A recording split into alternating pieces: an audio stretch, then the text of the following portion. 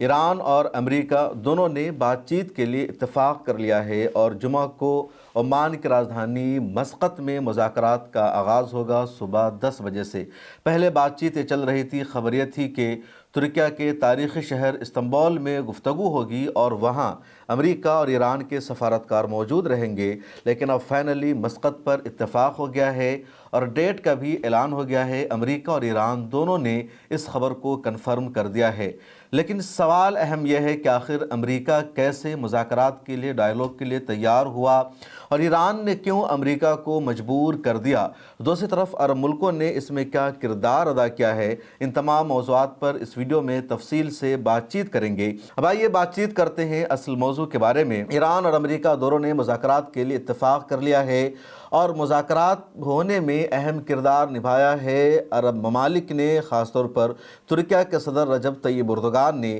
امریکہ بار بار ایران کو دھمکی دے رہا تھا۔ امریکہ نے کہا کہ اس نے اپنے بحری بیڑے کو، اپنی نیوی کو بھیج دیا ہے۔ اس کے علاوہ جو خبریں آ رہی ہے مڈل ایسٹ سے، یعنی جہاں جہاں ایران کے چاروں طرف امریکہ کا فوجی اڈا پایا جاتا ہے، خواہ وہ کویت ہو یا UAE ہو یا قطر ہو یا سعودی عربیہ ہو یا بحرین ہو، ان دیشوں میں امریکی آرمی موجود ہے۔ امریکہ کے کئی ایئر بیس بنے ہوئے ہیں اور وہاں لگاتار میزائلوں کی تعداد بڑھتی جا رہی ہے، فائٹر پلین کی تعداد بڑھتی جا رہی ہے۔ ان دیشوں میں جگہ جگہ ایئر ڈیفنس کا جو نظام ہے اس کو لگایا جا رہا ہے کہ کیسے ایران پر حملہ کیا جا سکے اور ایران کی طرف سے ہونے والے جوابی حملے کو روکا جا سکے۔ ادھر ابراہم لنکن بھی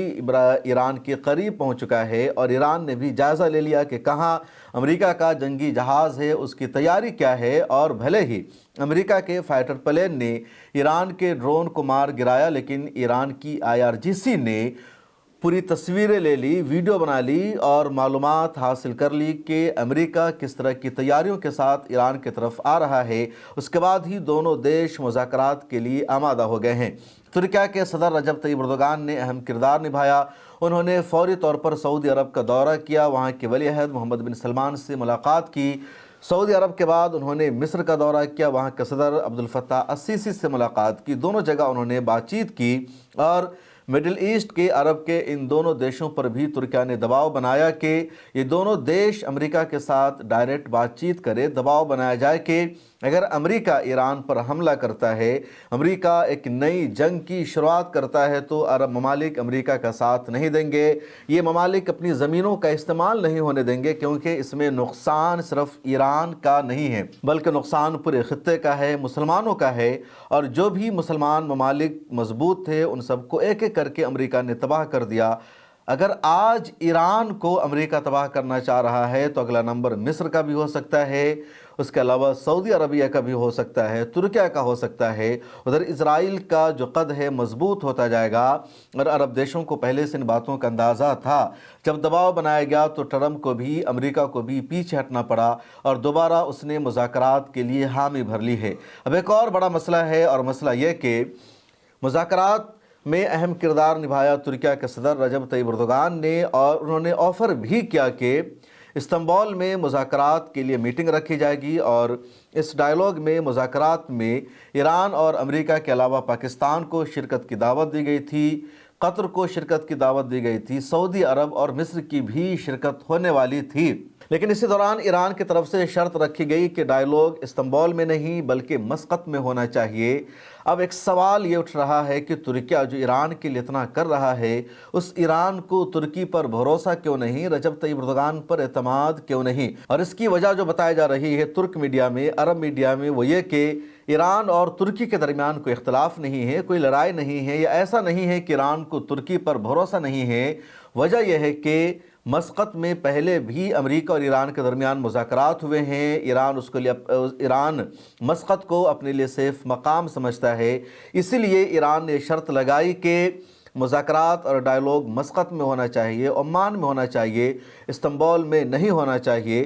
دوسرا مقصد ایران کا یہ دیکھنا تھا کہ امریکہ ہماری شرط کو مانتا ہے یا نہیں مانتا ہے، کیونکہ جب بھی امریکہ اور ایران کے درمیان ڈائیلاگ کا سلسلہ شروع ہوتا ہے، مذاکرات ہوتا ہے اور امریکہ یک طرفہ طور پر اپنی شرطیں مسلط کرتا ہے ایران پر، اور ایران کو امریکہ اپنی باتیں ماننے کے لیے مجبور کرتا ہے۔ ایسے میں ایران نے پہلے ہی یہ شرط لگا دی اور ٹیسٹ کیا کہ کیا ہر بات میں، مذاکرات میں امریکہ اپنی ہی شرط لگائے گا یا ہماری کسی شرط کو مانا جائے گا، اور اس لیے ایران نے یہیں سے ٹیسٹ کرنا شروع کر دیا۔ ایران نے شرط لگا دی کہ ہم مسقط میں ڈائیلاگ کرنا چاہتے ہیں، اگر تم تیار ہو تو ٹھیک، نہیں تو نہیں۔ اور امریکہ نے ایران کی اس شرط کو، امریکہ نے ایران کے بتائے گئے وینو کو تسلیم کر لیا، اور اسے ایران اپنی کامیابی مان رہا ہے کہ اب جو ڈائیلاگ کا سلسلہ شروع ہوگا، جو مذاکرات کا آغاز ہوگا، تو وہ برابری کی سطح پر ہوگا، کسی ایک کے دباؤ میں نہیں ہوگا۔ تیسری وجہ بتائی جا رہی ہے کہ استنبول میں اگر کوئی بھی ڈائیلاگ ہوگا، کوئی بھی میٹنگ ہوگی، تو اس پر پوری دنیا کی نظر رہے گی، میڈیا کا سب سے زیادہ وہاں انٹرسٹ رہے گا، اور کچھ ممالک ایسے ہیں جن کا میڈیا میں بڑا کردار ہے، یا انٹرنیشنل میڈیا وہاں اچھی خاصی تعداد میں پائی جاتی ہے، لیکن مسقط میں زیادہ دنیا بھر کے جرنلسٹ نہیں پائے جاتے، دنیا کی میڈیا کی توجہ مسقط پر نہیں رہتی ہے، اس وجہ سے مسقط میں جو گفتگو ہوگی وہ زیادہ دنیا کی میڈیا کی توجہ کا مرکز نہیں بن پائے گا۔ ایک اور وجہ یہ بتائی جا رہی ہے کہ جون 2025 میں اسرائیل اور ایران کے درمیان جو 12 دنوں تک جنگ چلتی رہی، تو اس جنگ سے پہلے امریکہ اور ایران کے درمیان مذاکرات کا سلسلہ شروع تھا اسی مسقط میں، اس لیے اسی جگہ کو ایک مرتبہ چوز کیا گیا۔ ایک اور وجہ یہ ہے کہ عمان نے پہلے بھی ایران اور امریکہ کے درمیان ثالثی کا فریضہ نبھایا ہے، اور ایران کو مکمل طور پر عمان پر پہلے سے بھروسہ ہے۔ ترکیہ پہلی مرتبہ ایران اور امریکہ کی لڑائی میں ثالثی کا فریضہ نبھانا چاہ رہا تھا، تو ترکیہ کا کیا رول ہوگا ایران نہیں طے کر پا رہا تھا، سمجھ نہیں پا رہا تھا، اس لیے بھی ایران نے عمان کو چوز کیا۔ ادھر امریکہ کے نائب صدر جے ڈی وینس کا ایک بیان سامنے آیا، جس میں ان کا کہنا ہے کہ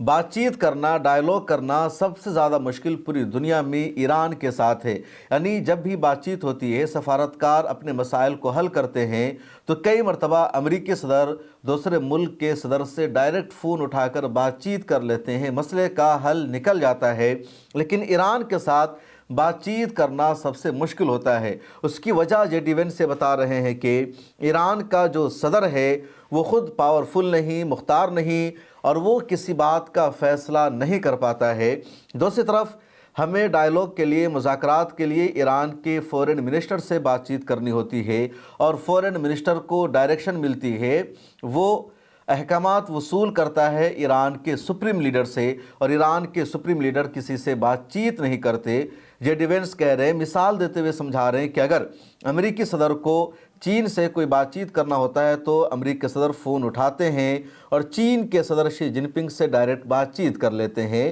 امریکی صدر ٹرمپ کو اگر کوئی اہم فیصلہ کرنا ہوتا ہے، روس سے کوئی بات چیت کرنی ہوتی ہے، وہ فون اٹھاتے ہیں اور ڈائریکٹ ولادیمیر پوتن سے بات چیت کر لیتے ہیں، مسئلے کا حل نکل جاتا ہے۔ ان کا کہنا ہے کہ جس ملک سے ہمارے تعلقات اچھے نہیں ہیں، خراب ہے، اس ملک کا سربراہ اور صدر بھی ڈائریکٹ امریکی صدر سے بات چیت کر لیتا ہے، لیکن ایران ایک عجیب و غریب ملک ہے، اس کا سسٹم ہی الگ ہے۔ اگر امریکی صدر ڈونلڈ ٹرمپ بات چیت کرنا چاہیں ایران کے سپریم لیڈر آیت اللہ خامنئی سے، تو بات چیت نہیں کر سکتے ہیں۔ یعنی ٹرمپ اگر فون کرنا چاہیں تو وہ مسعود پزشکیان کو ہی فون کر سکتے ہیں، ان سے ہی بات چیت کر سکتے ہیں، اور مسعود پزشکیان ایران کے صدر ہیں، لیکن ان کے ہاتھوں میں پاور نہیں ہے، وہ فیصلہ نہیں کر سکتے ہیں، اور امریکی صدر کا پروٹوکول ان کو اجازت نہیں دیتا کہ وہ ایران کے فورن منسٹر عباس عراقچی سے بات چیت کرے، اور فیصلہ بھی ڈائریکٹ عباس عراقچی نہیں کرتے، بلکہ وہ بھی سپریم لیڈر سے ہی ڈائریکشن لیتے ہیں۔